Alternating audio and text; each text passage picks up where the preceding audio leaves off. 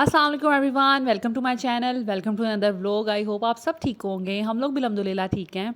आज का व्लॉग बहुत इन्फॉर्मेटिव और बहुत ज़्यादा मोटिवेशनल होने वाला है। मैंने काफ़ी अरसे से डेली व्लॉग जो है ना वो अपलोड नहीं कर रही। उसकी रीज़न ये होती है कि समटाइम्स लोगों की रिक्वेस्ट होती है, मुझे वो भी पूरी करनी होती है, और कभी कभी कुछ इन्फॉर्मेशन चीज़ें भी आपके साथ शेयर करनी होती हैं, कोई स्टाइलिंग टिप्स, इस तरह की चीज़ें।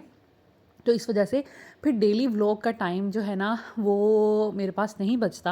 आप जानते हैं कि मेरी लाइफ कितनी बिजी है, उसके साथ व्लॉगिंग को लेकर चलना, और डेली मैं अपलोड कर रही हूँ। मेरा नहीं ख्याल कि एक महीना हो गया है मैंने इतनी छुट्टियाँ की हों, और मैं डेली बेस पे अपनी कोई ना कोई वीडियो ज़रूर शेयर करती हूँ, वो चाहे डेली व्लॉग हो या कोई इन्फॉर्मेशन हो या फिर कोई स्टाइलिंग और इस तरह की चीज़ें हों। एनीवेज़, मुझे कोशिश मेरी यही होती है कि मैं सब लोगों की रिक्वेस्ट जो है ना उसको पूरा करूं। बहुत से लोग मेरा डेली व्लॉग को बहुत मिस करते हैं और मोटिवेशनल और इन्फॉर्मेशन व्लॉग भी देखना चाहते हैं। तो आज का व्लॉग आपके लिए बड़ा ही इन्फॉर्मेटिव रहेगा और बड़ा ही मोटिवेशनल रहेगा। आज मैं आपके साथ शेयर करूंगी अपने मॉर्निंग टू आफ्टरनून रूटीन, कि मैं अपने काम को, अपने टाइम को कैसे प्रोडक्टिव बनाती हूँ, अपने दिन को कैसे प्रोडक्टिव बनाती हूँ। मेरा ख्याल है कि हम में से जितनी भी हाउसवाइफ होती हैं सब ही अपने काम को, अपने दिन को प्रोडक्टिव बनाना चाहती हैं। बहुत कम लोग ऐसे होते होंगे जो लेज़ी होते होंगे या जिनसे टाइम और काम मैनेज नहीं हो पाता। तो उनके लिए ये एक मैसेज होगा मेरा, और उनके लिए एक जिसे कहते हैं गाइडेंस होगी कि आपने कैसे अपने दिन को प्रोडक्टिव बनाना है। वो कहते हैं ना, early to bed early to rise makes a man healthy wealthy and wise. और ये बात 100% दुरुस्त है। जितने भी दुनिया में अमीर लोग हैं, या जैसे कह लें हम लोग, बहुत से अंग्रेज़ इसीलिए तरक्की कर रहे हैं कि वो जल्दी उठते हैं। अब हमारे इस्लाम में भी सुबह सुबह उठना, नमाज़ पढ़ना और अपने दिन का आगाज़ करना मॉर्निंग से शुरू हो जाता है। तो देखें, अगर हम अपने इस्लाम को भी लेके चलें, जो कि बहुत से लोग अब इन चीज़ों को फॉलो नहीं करते या जल्दी उठते नहीं हैं, तो उनके लिए दिन का टाइम ना बहुत कम रह जाता है। जब आप 11-12 बजे उठेंगे तो फिर आपके पास समझ लें आधा दिन तो आपने ख़त्म कर दिया सोकर। तो फिर आप क्या करेंगे उस दिन, उस टाइम पे? तो इसीलिए जो लोग भी तरक्की हासिल करना चाहते हैं, यकीन करें कि वो लोग मॉर्निंग में उठते हैं, उनके पास पूरा दिन होता है काम करने के लिए, प्रोडक्टिव अपने दिन को बनाने के लिए। तो मैं इस चीज़ पे बड़ी ही ज़्यादा, मेरा फर्म बिलीव है कि सुबह सुबह उठ जाना चाहिए। आपके पास पूरा दिन होता है। मैं जब मेरी नई नई शादी हुई थी तो मेरे ससुराल में सब लोग थोड़ा लेट जागते थे। उसके भी काफ़ी डिफरेंट रीज़न्स थे। मेरी मदर इन लॉ की हेल्थ अच्छी नहीं थी, उनको रात में नींद ही नहीं आती थी जब तक वो स्लीपिंग पिल्स ना लें, तो इस वजह से वो लेट उठती थी। तो पूरा सिस्टम ही ऐसा हो रहा था, ठीक है। लेकिन जब से बच्चे हुए हैं तब मुझे भी आदत पड़ गई थी कि रात को देर तक जागना और देर से उठना। लेकिन अल्हम्दुलिल्लाह जब से बच्चे हुए हैं और ये वाली मैंने रूटीन अपनाई है, तो मैं इतनी हैप्पी रहती हूँ, इतनी फ्रेश रहती हूँ। दिन के टाइम पे मैं अपने सारे काम निपटा लेती हूँ। शाम में मेरे पास रेस्ट के लिए काफ़ी टाइम हो जाता है जिसमें मैं रेस्ट कर लेती हूँ। तो सुबह सुबह मैं उठती हूँ और मेरी कोशिश यही होती है कि मैं डे के फर्स्ट हाफ में अपने सारे काम निपटा लूँ, जैसे खाना बनाना, लॉन्ड्री करना, इसके अलावा अगर कोई मैंने ग्रोसरी करनी है तो वो करना। ये सारी चीज़ें मैं ना 12-1 बजे से पहले पहले मेरी कोशिश होती है ये मैं कर लूँ, क्योंकि उसके बाद ज़ैना फ़ातिमा स्कूल से आ जाती हैं 2-2:30 बजे के करीब। उनको तकरीबन 2:30-3 बज जाते हैं। उसके बाद मैंने उनसे बातें करनी होती हैं, उनको पढ़ाना होता है, उनका स्पारा होता है। तो फिर मैं अपना कोई काम नहीं कर सकती, मैं उनको अवेलेबल रहना चाहती हूँ। तो इसीलिए, और अगर मैं व्लॉगिंग कर रही हूँ तो व्लॉगिंग का काम भी मैं सुबह नाश्ते के बाद कर लेती हूँ। तो इस तरह मेरा दिन बहुत प्रोडक्टिव बनता है। अब देखें, यहाँ पर अभी मॉर्निंग का टाइम है। हमने इस तरह डिवाइड किया होता है कि मुक़द्दस जो है वो बच्चों को रेडी करती है, ठीक है। मैं उसको अपने साथ ही उठा लेती हूँ, जैसे ही मैं उठती हूँ उसको उठा लेती हूँ और साथ में बच्चों को भी उठा लेती हूँ। तो वो बच्चों को रेडी करने में हेल्प करती है। ज़ैना फ़ातिमा कपड़े भी खुद पहन लेती हैं, मुँह हाथ भी खुद धो लेती हैं, लेकिन बस उसने थोड़ा बहुत सुपरवाइज़ करना होता है। किस चीज़ में हेल्प चाहिए हो तो वो करती है। मैं उतनी देर में इनका लंच एंड ब्रेकफास्ट बना लेती हूँ। लंच मैं इनको घर में ब्रेकफास्ट जो है मैं अपने बच्चों को लाजमी करवाती हूँ। कभी भी ऐसा कोई दिन नहीं गुजरा स्कूल का इनका कि मैंने इनको बग़ैर नाश्ते के भेज दिया। और अब मेरे बच्चों को भी इतनी आदत पड़ गई है कि वो सुबह उठते ही नाश्ता मांगते हैं और उनको ये होता है कि ब्रेकफास्ट में क्या है। तो ये बहुत अच्छी आदत है। मैं ख़ुद भी इस चीज़ पे बड़ी फ़र्म हूँ कि नाश्ता अच्छा सा होना चाहिए। आप पेट भर के खाना खाएं, उसके बाद दिन में दबा कर काम करें, क्योंकि एज़ अ हाउसवाइफ़ आपको बहुत सी ड्यूटीज़ पूरी करनी होती हैं। दिन शुरू होता है तो आप लोगों की डिमांड्स भी आपके साथ शुरू हो जाती हैं कि खाना बनाना है, घर नीट एंड क्लीन हो, कपड़े धुले मिलें, कपड़े इस्त्री मिलें, बच्चों को पढ़ाना, ईच एंड एवरीथिंग। तो आप अगर अच्छे से ब्रेकफास्ट नहीं करेंगे तो आप में इतनी ताकत ही नहीं होगी कि आप बाकी काम करें। तो मेरी ये कोशिश होती है कि मैं सबसे पहले उठते ही नाश्ता करूं, ख़ुद भी बच्चों को भी करवाऊं। और मेरी ये कोशिश होती है कि मैं बच्चों को अपने हाथ से कुछ ना कुछ बना के लंच में दूं। देखें, जो कैंटीन्स होती हैं, हमें नहीं पता वो हाइजीन का कितना ख्याल रख रहे हैं, वो कैसे फ़ूड बनाते हैं। समोसे पकोड़े डेली बेस पे खाना बच्चों के लिए वैसे भी हेल्दी नहीं है। तो मेरी ये कोशिश होती है कि मैं उनको लंच में कुछ ना कुछ ऐसा दूं जिससे उनका पेट भी भर जाए, साफ़ सुथरा भी हो और उनका अच्छा सा टाइम भी उसके साथ गुजर जाए।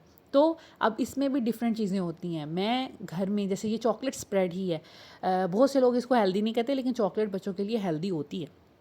तो मैं इसका सैंडविच ही एक बना के दे दूँ ना, तो मुझे सेटिस्फेक्शन होती है। बच्चे ने कार्बोहाइड्रेट्स भी ले लिए, शुगर भी ले ली और जो है एनर्जी भी ले ली। चॉकलेट से बच्चों को एनर्जी भी मिलती है। तो ये एक बड़ी अच्छी एक जिसे कहते हैं स्नैक हो गया बच्चों का, या खाना हो गया, ठीक है। उसके साथ मैंने कोई ना कोई फ्रूट दे देना होता है, या फिर मैंने इनको कोई ना कोई घर का स्नैक दे लेना होता है, कोई बिस्किट, कोई कप केक, कोई इस तरह की चीज़, ठीक है।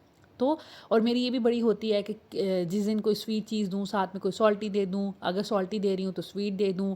स्नैक्स को मैं इस तरह भी ऊपर नीचे कर लेती हूँ। उससे ये होता है कि बच्चे जो है ना इंटरेस्टेड होकर खाना अपना लंच जो है पूरा फिनिश कर लेते हैं। बहुत दफ़ा जो मेरे बच्चे हैं ऐसा ही होता है कि वो अपना लंच हमेशा फिनिश करके आते हैं। कभी कभार ऐसा होता है कि किसी वजह से फ़ातिमा या ज़ैनब, वैसे ज़ैनब बिल्कुल भी नहीं अपना लंच छोड़ के आती, फिनिश ही करके आती है। फ़ातिमा का समटाइम्स इशू हो जाता है, तो वो बहुत चूज़ी है, तो इस वजह से फिर समटाइम्स, लेकिन मेरी कोशिश यही होती है कि जो उनको अच्छा लगे मैं वही बना के दूँ। तो इस तरह ये होता है कि बच्चे 2 मील बहुत अच्छे ले लेते हैं। स्कूल से आने के बाद वो दूध पी लेते हैं, कभी फ्रूट सैलेड खा लिया। तो ये होता है कि मुझे सेटिस्फेक्शन होती है, सुबह का नाश्ता इन्होंने अच्छा कर लिया और लंच उन्होंने अच्छा सा कर लिया। उसके बाद अब जैसे वासे आया हुआ है, मेरे वैसे तो 4 बच्चे हैं, आप में से बहुत से लोग जानते होंगे, लेकिन कुछ नए लोग भी होंगे जिनको नहीं पता होगा। वासे मेरी सिस्टर का बेटा है, वो यहाँ पर आया हुआ है। जैसे लाहौर में स्मोक चल रही थी, इसको छुट्टियाँ थी, तो फिर ये यहाँ पर आ गया। तो उस सूरत में अभी मैं 5 बच्चों के साथ डील कर रही हूँ और लोगों को लगता है कि बच्चों को मैनेज करना, सँभालना बहुत मुश्किल है। तो उसमें भी अगर मैं आपको बताऊँ कि मैं कैसे 5 बच्चों को अकेले मैनेज कर रही हूँ, तो देखिए मेरे पास एक ऑल टाइम मेड है जो कि घर के काम करती है। बाकी बच्चों के साथ मुझे डील करना होता है। मैंने क्लीनिंग में थोड़ा बहुत सुपरवाइज़ करना होता है, कुकिंग करनी होती है। जैसे नाश्ता मैं ख़ुद बना रही हूँ, ऐसे बहुत से काम हैं कि मैं ख़ुद करती हूँ।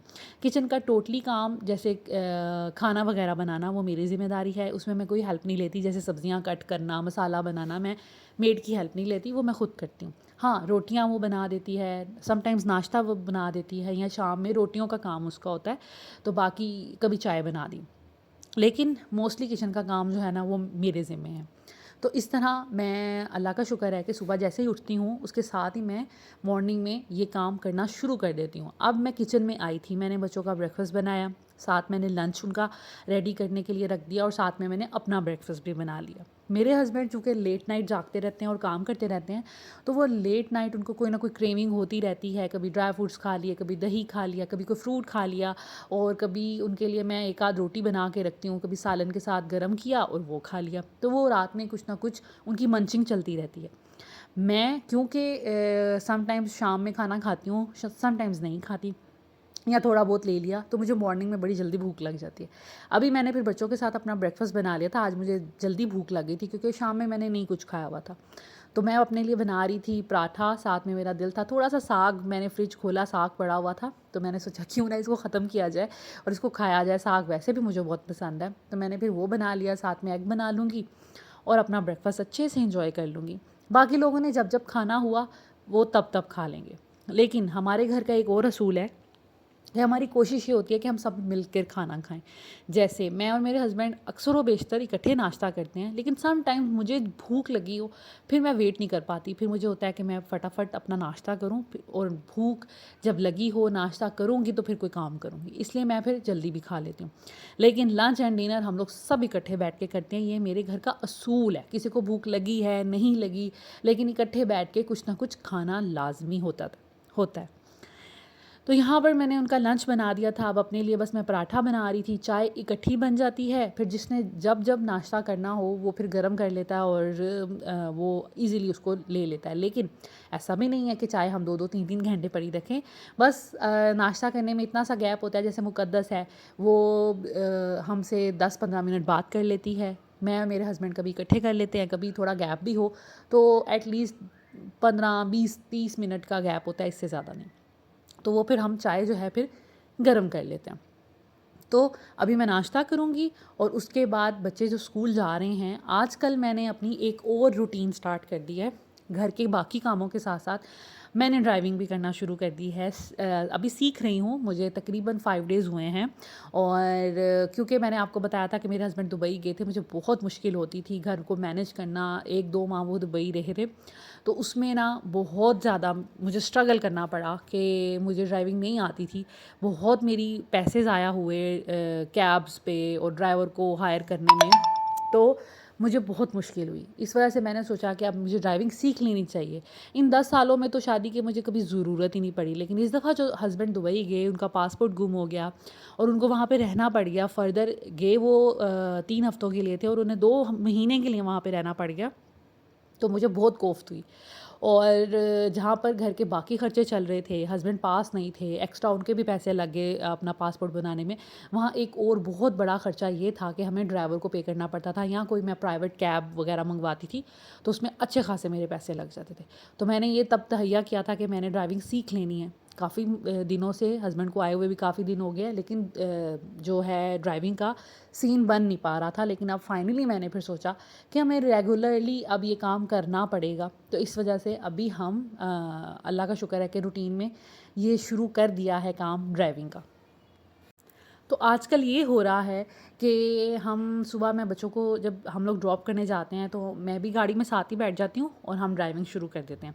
लेकिन आज जैसे मैंने आज मुझे भूख लगी थी तो मैंने नाश्ता कर लिया, और साथ ही ये कि बच्चे भी अभी कर ही रहे थे तो मैं अपना नाश्ता ख़त्म करूँगी, फिर हम लोग गाड़ी में बैठेंगे और फिर ये कि बच्चों को स्कूल से छोड़कर फिर मेरे हस्बैंड मुझे थोड़ा बहुत ड्राइव करना बताते हैं। मैं अपने करीब ही घर के ड्राइविंग सीख रही हूँ और वहाँ पर मैंने स्टार्ट कर दी है सीखनी। तो यहाँ पर इतनी ट्रैफिक नहीं होती, दैट्स वाई फिर बड़ी सुकून से हम लोग मॉर्निंग में ड्राइविंग जो है वो स्टार्ट कर देते हैं। तो ये है जी मेरी ड्राइविंग का डे 5th। और पहले दिन मैं बहुत नर्वस थी, बहुत पज़ल थी, मुझे समझ नहीं आ रही थी। और लेकिन सेकंड डे मुझे थोड़ा-सा इत्मीनान हुआ और मुझे सुकून हुआ और मैं बड़े अच्छे से थोड़े कॉन्फिडेंस के साथ चलाना शुरू किया।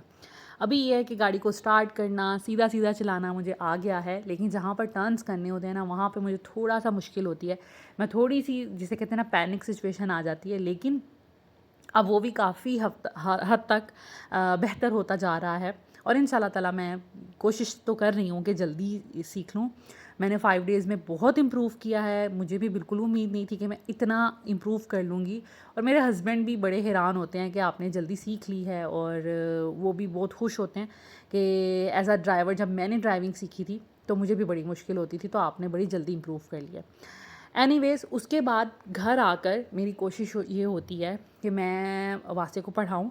वासे को आजकल मैं इंग्लिश सिखा रही हूँ। जैसे उसकी इंग्लिश मुझे थोड़ी सी वीक लगी तो मैंने सोचा कि मैं इस पे एफ़र्ट डालूँ और उसको बेसिक से सिखाना शुरू करूँ। और अगर नहीं भी तो फिर भी वासे अपनी बुक्स भी साथ लेके आया हुआ है, तो मैं उसको पढ़ा रही थी और रूटीन का काम करवा रही थी। अभी यही होता है कि जब बच्चे मेरे स्कूल गए होते हैं ना, तो मैं फिर वासे को पढ़ाती हूँ, ताकि जब मेरे बच्चे आएँ तो उनका टाइम, उनकी तवज्जो डिस्टर्ब ना हो। तो मॉर्निंग में नाश्ता वगैरह करने के बाद वासे, क्योंकि वो भी अर्ली मॉर्निंग में उठ जाता है, तो फिर नाश्ता मैं अपने बच्चों के साथ उसको भी बना देती हूँ, वो भी कर लेता है। तो मैं फिर उसको नाश्ते वगैरह से फ़ारिग होकर, ड्राइविंग से फ़ारिग होकर मेरा पहला काम होता है वासे को काम दे देना। उसको थोड़ा बहुत जो समझाना है समझा दूँ और वो बैठ के काम करता रहे, और उसके बाद मैं फिर अपने काम कर लूँ। वासे को पढ़ाने के बाद मेरी कोशिश ये होती है कि मैं अपना वीडियो अपलोडिंग का काम कर लूँ। मैंने तकरीबन 12 बजे के करीब अपनी वीडियो अपलोड करनी होती है, तो फिर मैं वासे को काम देकर बैठकर अपनी वीडियो को कंपाइल कर लेती हूँ, एडिटिंग कर लेती हूँ और वॉइस ओवर वगैरह करके वीडियो को अपलोड करने पे लगा देती हूँ। और फिर मैंने अपने किचन वगैरह का काम करना होता है। तो आजकल मेरा ये भी काम बढ़ा हुआ है कि वासे को पढ़ाना, लेकिन अल्लाह का शुक्र है कि मैं बहुत ईज़िली मैनेज कर लेती हूँ, क्योंकि मैं एक दफ़ा सुबह उठ जाऊँ तो उसके बाद सोती नहीं हूँ। इस वजह से मेरा दिन इतना प्रोडक्टिव होता है कि मैं हर चीज़ को मैनेज कर लेती हूँ और बहुत आसानी से बगैर थके। बाकी अल्लाह का शुक्र है मेरे पास हाउस हेल्प है, लेकिन देखें हाउस हेल्प है तो मेरी ज़िम्मेदारियाँ भी बहुत हैं। जैसे मैंने एक काम जो सारी हाउसवाइफ से डिफरेंट होता है वो यूट्यूब का काम है। उसमें काफ़ी एफ़र्ट लगती है, काफ़ी टाइम रिक्वायर्ड होता है, आपको काफ़ी मेहनत करनी पड़ती है, एडिटिंग करनी पड़ती है, सारा कुछ कंटेंट बनाना। जहाँ आपने एक काम 15 मिनट में करना है, कैमरा वगैरह सेट करने और उसको रिकॉर्ड करने में आपका आधा घंटा आसानी से लग जाता है, क्योंकि आप एक साथ दो दो काम कर रहे होते हैं। तो इसी तरह फिर आपका हर काम में टाइम ज़्यादा रिक्वायर्ड होता है। इसलिए अगर मैं सारे काम खुद करूँ, घर के भी काम खुद करूँ, तो मेरे लिए करना पॉसिबल नहीं होगा।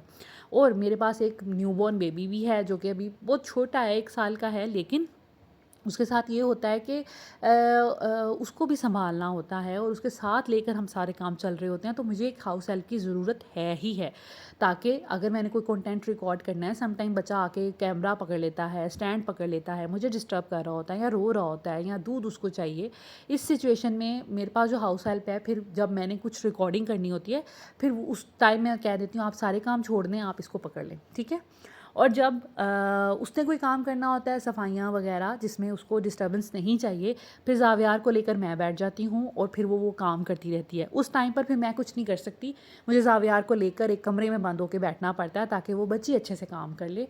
तो हम इस तरह मैनेज कर रहे होते हैं। हर चीज़ कैमरे पे मैं नहीं दिखाती या आप देख नहीं सकते, लेकिन पीछे बहुत स्ट्रगल चल रही होती है मेरी, मुक़द्दस की, बच्चों के साथ, हर चीज़। तो ये आसान नहीं है।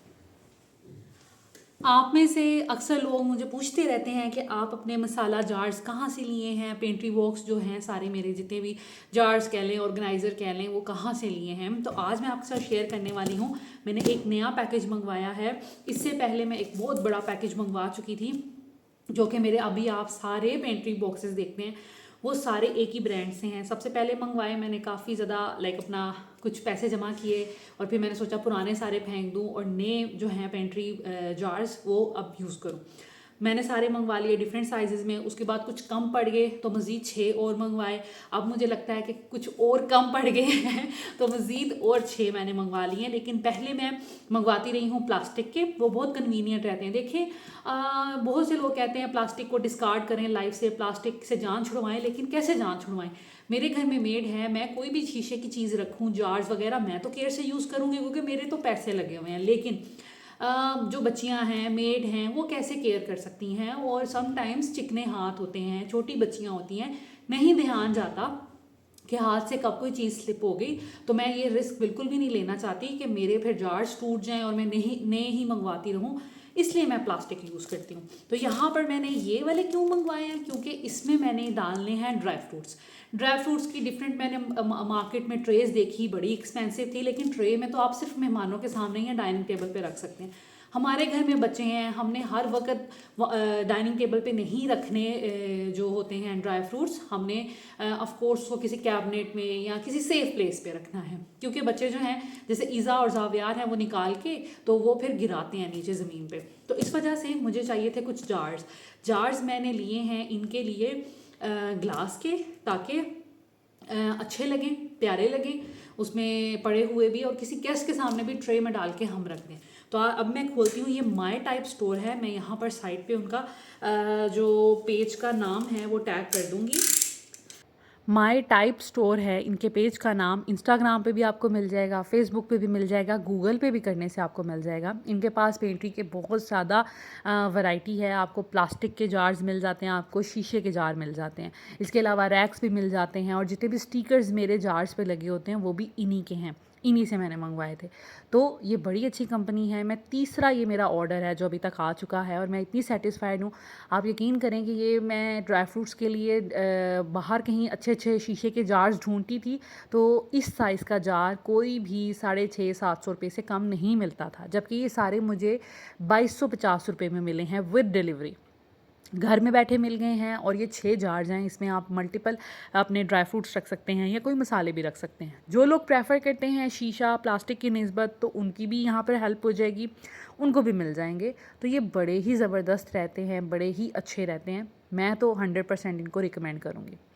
उसके बाद जी ये मेरे हस्बैंड ने एक और ऑर्डर किया था टीमू से। ये उन्होंने आइस ट्रेस्ड की हैं जो सिलिकॉन की बनी हुई हैं। बेसिकली ये एक तरह के सांचे हैं। आप इसमें चॉकलेट भी कर सकते हैं, आप इसमें कोई फ्रूट की क्यूब्स भी बना सकते हैं, आप जेली भी बना सकते हैं। तो ये उन्होंने ऑर्डर की थी, तो मैंने सोचा कि आपके साथ भी शेयर कर ली जाए। टीमू से कुछ और भी एक्स्ट्रा मंगवाया है, ये उन्होंने मुझे नहीं बताया था। ये एक शील्ड मिली है जो कि हाथ पे चढ़ा लें, तो जब आपने कटिंग चॉपिंग वगैरह करनी होती है तो फिर आपका हाथ ज़ख्मी होने से बच जाता है। आप रिंग की तरह इसको पहन लें और अपनी तेज़ नाइफ़ से भी आप चॉपिंग वगैरह कर सकते हैं। और ये कुछ कैप्स मंगवाई थी। मेरे हस्बैंड को ये इस तरह की डिस्ट्रेस वाली चीज़ें बड़ी पसंद हैं, तो दिखने में पुरानी लगती हैं, बेसिकली ये है पुरानी नहीं। तो इस तरह की कुछ इन्होंने चीज़ें मंगाई थी, मुझसे पूछा नहीं था बिल्कुल भी, अपने से ही ऑर्डर कर ली। और आप अब फ़र्क देख लें एक लेडी की चीज़ मंगवाने में और एक जेंट्स की चीज़ मंगवाने में, मेरी कितनी प्रोडक्टिव चीज़ें थी जो पिछले व्लॉग में मैंने आपके साथ शेयर की। और ये मैं कह रही थी अपने हस्बैंड को कितनी बेतुकी सी चीज़ें आपने मंगवाई हैं, तो वो कह रहे थे नहीं ये बेतुकी तो बिल्कुल भी नहीं है। अच्छा, ये कलरफुल आपको लेसेस नज़र आ रहे होंगे, ये शू के लेसेस हैं, ये फ्लोरेसेंट हैं। लाइक ये डार्क में या रात में अंधेरे में ये थोड़ा जिसे कहते हैं ग्लो करते हैं। उसके बाद ये रेनबो पेंसिल कलर्स मंगवाए थे इन्होंने। इसके अलावा ये जो है ये मशीन में डालते हैं, वॉशिंग मशीन में, इससे कपड़े एक दूसरे के अंदर उलझते नहीं हैं। वैसे तो ये बड़े साइज़ के होने चाहिए थे, फिर ये काम करते, ये छोटे साइज़ के आए हैं। अब देखूँगी इनको यूज़ करके फिर आपके साथ रिव्यू भी शेयर करूँगी। तो ये कुछ चीज़ें इन्होंने मंगवाई थी। उसके बाद एक ये इन्होंने मंगवाया था। अच्छा, ये जो है ना, ये इन्होंने समझा कि ये थोड़ा बड़ा होगा ग्लास या कप, लेकिन ये बहुत ही छोटा सा था। इसको मेरा ख़्याल है मैं कोई कैंडल होल्डर लाइक इसके अंदर कैंडल डाल के तो उस तरह यूज़ कर सकती हूँ। अदरवाइज़ इसमें कुछ पिया तो जा नहीं सकता। लेकिन बड़ा खूबसूरत बना हुआ था, बना बहुत खूबसूरत है। लेकिन अब लेकिन साइज़ जो है ना इसका छोटा आया।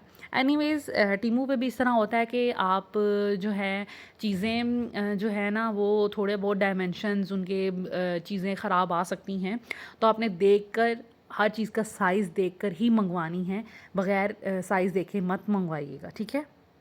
अभी आ गई हूँ मैं किचन में, ठीक है। तो मैंने जितनी देर में सब्ज़ी काटी है उतनी देर में फटाफट मैंने यहाँ पर ज़ावियार के लिए बना लिया है साबूदाना, ठीक है। ये हल्की आंच पे अब बन रहा है और ये बनता रहेगा। यहाँ पर मैं सब्ज़ी बनाने लगी हूँ। सब्ज़ी मैंने काट ली है। एज़ यू नो कि मैं पास में कोई एक चीज़ रखती हूँ, हमेशा ये इसी तरह किया करें, ऐसे किचन आपका नीट एंड क्लीन रहता है। ऑल्दो अभी मेरा किचन गंदा है क्योंकि क्लीनिंग अभी हो रही है। तो खैर मैं सब्ज़ी बना रही थी, यहाँ पर मैंने एक बास्केट रख ली, सारे छिलके वगैरह उसी में डालूँगी। जब मेरा सारा काम हो जाएगा तो फिर मैं इसको ट्रैश में डाल दूँगी, ठीक है। तो यहाँ पर मैंने आलू मटर मूंगरे की सब्ज़ी बनाने लगी हूँ। एक दफ़ा पहले भी बनाई थी, तो 2-3 लोगों ने कहा था कि प्लीज़ हमारे साथ भी रेसिपी शेयर करें, क्योंकि मेरी सब्ज़ी जो है ना बड़ी खिली खिली बनती है। तो आज आपको बताऊँगी, बड़ी बेसिक सी रेसिपी है, क्विकली बता दूँगी, ठीक है। उसके बाद मैं इसमें डालती हूँ मेथी भी। तो ये वही मेथी है जो मैंने फ्रीज़ करके रखी थी। अक्सर लोग पूछ रहे थे कि मेथी आप फ्रीज़ करके रखती हैं तो क्या ये ख़राब नहीं होती और ब्लैक नहीं हो जाती। तो देखें कहीं से भी ब्लैक नहीं लग रही आपको, ये देखें वैसे की वैसे ही है। मैं निकाल के आपको दिखाती हूँ, ठहरें। ये देखें, ये बिल्कुल वैसे की वैसी है जैसे मैंने फ्रीज़ की थी। पककर तो ऑफ कोर्स पत्तों ने तो मुरझा जाना ही होता है। जब भी आप पालक साग पत्ते वाली कोई भी चीज़ बनाएंगे तो पक के तो वो सॉफ्ट हो ही जाएगी, लेकिन फ्रीज़ करके इसको कुछ नहीं होता। मैंने सोचा कि बता दूं। मैंने आपको गोभी का भी बताया, मैंने आपको भिंडी का भी बताया कि फ्रीज़ करने से इनको कुछ नहीं होता। इसी तरह पालक मेथी बाथू साग कुछ भी कोई इस तरह की कोई चीज़ है तो आप उसको कोई फ़र्क नहीं पड़ने वाला।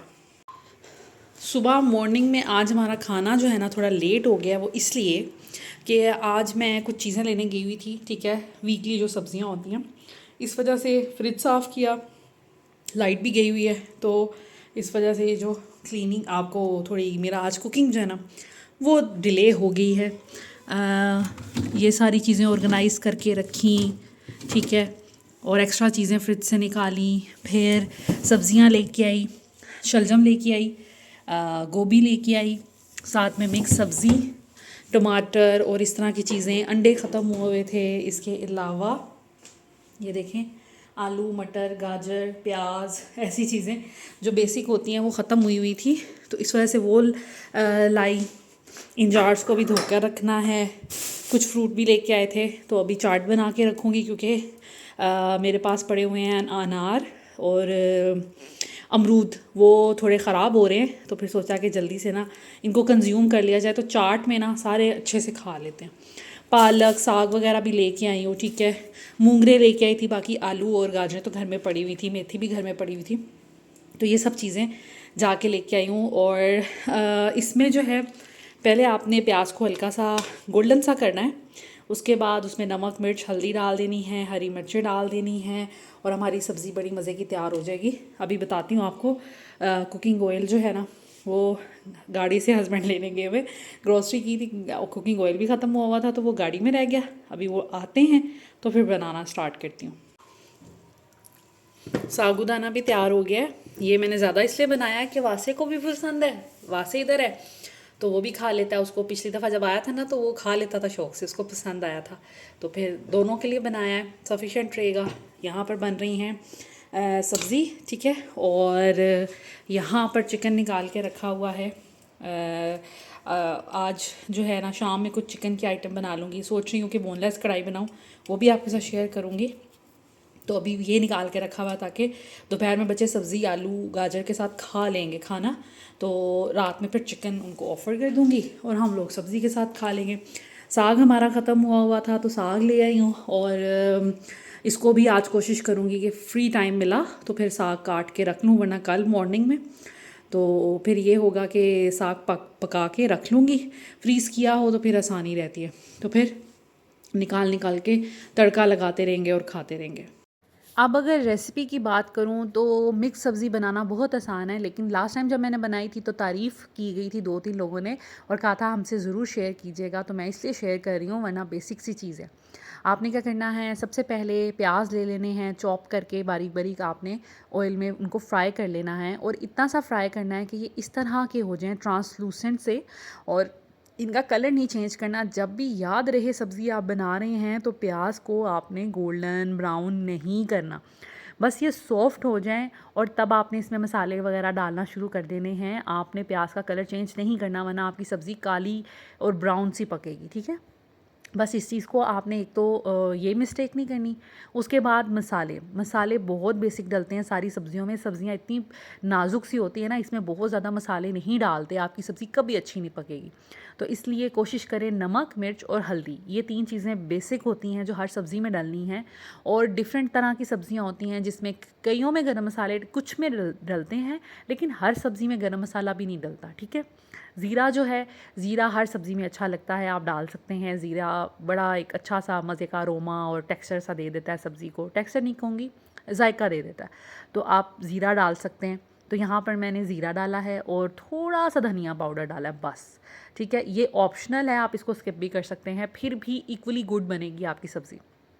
तो ये थे वो जार जो मैं यूज़ कर रही हूँ और मैंने आपको दिखाए भी हैं। होप सो अब आपको पता चल गया होगा मैंने कहाँ से मंगवाए हैं, डिटेल बता दी है। बस इसको मिक्स करेंगे, हल्का सा इसके अंदर पानी ऐड करेंगे, और इसकी भुनाई जब हो जाए, ऑयल ऊपर आ जाए, तो फिर हम सब्ज़ी ऐड करेंगे।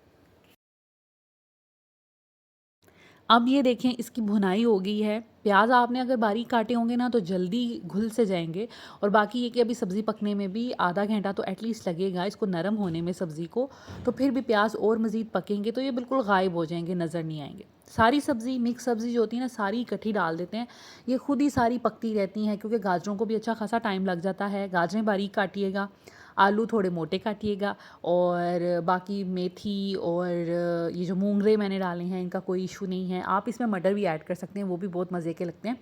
लेकिन मेरे पास अभी मटर नहीं थे, तो फिर मैंने सोचा कि ये सारी चीज़ें तो बनाई जाए ना। बस आपने मिक्स कर देना है, कोई पानी नहीं डालना इसके अंदर, आपने कोई चीज़ ऐड नहीं करनी इसको गलाने के लिए। सब्जियों का अपना ही बहुत पानी होता है, ये पानी छोड़ेंगी और फिर आप इसको दम पे तकरीबन आधा घंटा लगेगा, सॉफ्ट हो जाएंगी। कोई पानी कोई चीज़ नहीं डालनी, ऐसे ही बस इसका लिड दे के हल्की सी आंच पे रख देना आपने। तो ये देखें आलमोस्ट सब्ज़ी मेरी तैयार हो गई है। सॉरी, एकदम धुआं कैमरे के ऊपर आ गया था। तो ये देखें, जब सब्ज़ी सॉफ्ट हो जाए अच्छे से, और कभी भी गोश्त सब्ज़ी कभी भी तब तक सर्व ना कीजिएगा जब तक ये अच्छे से गल ना जाए। चेक करके देख लीजिएगा, अगर इसको और थोड़ा टाइम रिक्वायर्ड हुआ तो कर लीजिएगा। अच्छे से सॉफ्ट होनी चाहिए गाजरें भी और आलू भी। अच्छा, इसके ऊपर मैंने डाला है, आपने देखा होगा, अदरक। ये बारीक बारीक अदरक बहुत मज़े का लगता है मुंह में जब आता है। अगर आपको नहीं पसंद या फैमिली में किसी ऐसे बंदे को नहीं पसंद मुंह में आना, तो फिर आप स्किप भी कर सकते हैं। हमें अच्छा लगता है इसलिए, मेरे हस्बैंड को बहुत अच्छा लगता है इसलिए मैंने ये डाला है। तो बस हमारी सब्ज़ी पक चुकी है बिल्कुल अच्छे से, और ये खाने के लिए रेडी है। अब रोटियां बना रही थी मुक़द्दस, तो मुझे क्योंकि रोटियां बनाना ना बहुत बुरा लगता है, मेरी जान जाती है रोटियां बनाने से, तो वो काम मैंने मुक़द्दस को दिया हुआ है। और इस टाइम पर मैं बना रही थी फ्रूट सैलड। हमारे घर फ्रूट सैलड बहुत बनता है, अब तक तो आपको पता चल ही गया होगा। जब भी 3-4 फल इकट्ठे होते हैं ना, तो हम फ्रूट सैलड बना लेते हैं। अभी जैसे सीज़न चेंज हुआ है, इस सीज़न में बहुत फ्रूट आते हैं और फ्रेश हर चीज़ फ्रेश। तो इस वजह से मैं फिर बहुत ज़्यादा बनाती हूँ फ्रूट सैलड, और बच्चों के लिए अच्छा भी होता है, बजाय इसके कि एक एक फल बच्चे खाएं। और सम टाइम काहली में खा भी नहीं रहे होते कि सेब काटना पड़ेगा, अमरूद काटने पड़ेंगे। तो मेरी क्या कोशिश होती है, मैं फ्रूट सैलड ही बना के रख देती हूँ ताकि बच्चों को सोचना ही ना पड़े कि फल काटने पड़ेंगे। फ्रिज से निकालते हैं, सम टाइम खुद ही भी बॉल में डाल लेते हैं, या मुक़द्दस दे देती है या मैं दे देती हूँ। तो ये है कि बच्चे फिर फ्रूट सैलड खा लेते हैं, इस बहाने मैं भी खा लेती हूँ। यकीन करें कि डेली बेसिस पे हफ्ते में 2-3 दफ़ा तो बन ही जाती है फ्रूट सैलड। तो उसमें ये होता है कि फिर मैं भी इसी बहाने में एक बाउल खा लेती हूँ। और हस्बैंड भी, जैसे मैंने बताया, रात में अक्सर उठते हैं, तो फ्रूट सैलड बना हो ना, तो वो फिर बड़ी आसानी से खा लेते हैं, तो बड़ा फ़ायदा हो जाता है। इसमें मैं सारे फ्रूट जो भी अवेलेबल हैं आपके पास, 2-3-4 जितने भी फ्रूट्स हैं वो डाल लेने हैं। और मैं इसमें थोड़ी सी शुगर ऐड करती हूँ, क्योंकि शुगर जो है ना, वो फ्रूट्स को काला नहीं होने देती। वैसे मैं इतनी कायल नहीं हूँ कि फ्रूट सैलड में शुगर चाहिए, क्योंकि फ्रूट तो वैसे ही मीठे होते हैं, लेकिन मैं सिर्फ इसलिए डालती हूँ क्योंकि अभी फ़िलहाल सिट्रस फ्रूट्स आए नहीं हैं। जब ऑरेंजेस वगैरह आ जाते हैं ना, फिर मैं बिल्कुल भी शुगर ऐड नहीं करती, क्योंकि ऑरेंजेस थोड़े बहुत खट्टे मीठे होते हैं, अच्छे लगते हैं, उनका जूस डाल देती हूँ। और उसके साथ साथ मैं थोड़ा सा चाट मसाला या ब्लैक पेपर ऐड कर देती हूँ। आजकल क्योंकि अभी ऑरेंजेस इतने अच्छे आए नहीं हैं, तो मैं फिर डालती हूँ इसके अंदर थोड़ी सी शुगर और थोड़ा सा चाट मसाला। चाट मसाला मैं बहुत ज़्यादा नहीं डालती, क्योंकि बच्चे हैं ऑफ कोर्स, उन्होंने खाना होता है, बस हल्के से फ्लेवर के लिए। और मेडिसिन खाने से अच्छा है, डॉक्टरों को फ़ीस देने से अच्छा है कि हम फ्रूट्स खाएं, हेल्दी चीज़ें खाएं, ताकि हमें ज़रूरत ही ना पड़े डॉक्टर के पास जाने की। तो मेरा तो यही ख़्याल है कि बच्चों को फ्रूट वगैरह देना चाहिए। आजकल सस्ता भी हुआ है कुछ फ्रूट, क्योंकि सीज़न में इतनी ज़्यादा चीज़ें आ गई हैं ना, इस वजह से बेसिक जो चीज़ें हैं जैसे केले और सेब सस्ते हुए हुए हैं, इसके अलावा और अमरूद बड़े आए हुए हैं, तो इस वजह से फिर बच्चों को दे देना चाहिए। और एट लीस्ट वीक में 1 या 2 दफ़ा तो लाजमी इस तरह फ्रूट सैलड बच्चों को बना के दे दें। एक एक फल खाने की ग़िज़ाइयत से अच्छा है कि आप उनको फ्रूट सैलड बना के दे दें। उसके बाद हमारी रोटियां बन गई थी। मैं और मेरे हस्बैंड जो हैं, हम बच्चों से पहले ही नाश्ता जो है वो कर लेते हैं इकट्ठे समटाइम्स। और समटाइम्स ये होता है कि बच्चे जब स्कूल से आते हैं तो उनका मूड नहीं होता खाने का, उनको दूध चाहिए होता है, फिर वो दूध पी लेते हैं और तकरीबन 4 बजे के करीब खाना खाते हैं। तो समटाइम्स ऐसे होता है, ज़्यादातर नहीं ऐसे होता। तो ये मैंने फिर अपने और अपने हस्बैंड के लिए प्लेट बना रही थी, वासे ने भी खा लिया था। So this is it. I hope आज का व्लॉग आपको अच्छा लगा होगा और आपको मोटिवेशन मिली होगी कि किस तरह टाइम को मैनेज किया जाए, काम किया जाए। और अगर मैं इतनी चीज़ें लेकर चल सकती हूँ, 5 बच्चों को संभाल सकती हूँ, ड्राइविंग सीख सकती हूँ और घर के बाकी काम कर सकती हूँ और बड़े अच्छे तरीके से, और यूट्यूब भी कर सकती हूँ, तो कोई भी लेडी कर सकती है। बस एक मोटिवेशन की ज़रूरत है। और दूसरा ये कि अपने टाइम को अच्छे जगह पर इन्वेस्ट करने की ज़रूरत है। मोबाइल पे ड्रामा देखना, रील्स देखना या गॉसिप्स करना या कुछ और करना, उससे ज़्यादा अच्छा है कि टाइम को प्रोडक्टिव बनाया जाए और अचीव किया जाए कि आपने ज़िंदगी में क्या कुछ अचीव कर लिया है। यकीन करें कि इन सब चीज़ों को करके ना जो सेल्फ सेटिस्फेक्शन मिलती है और जो आपको एक सेंस ऑफ अचीवमेंट मिलती है ना, उससे बढ़कर कोई नहीं होता, और वो आपको मोटिवेट करती है नेक्स्ट भी और काम करने पे। Thank you so much for watching, take care, अल्लाह हाफिज़।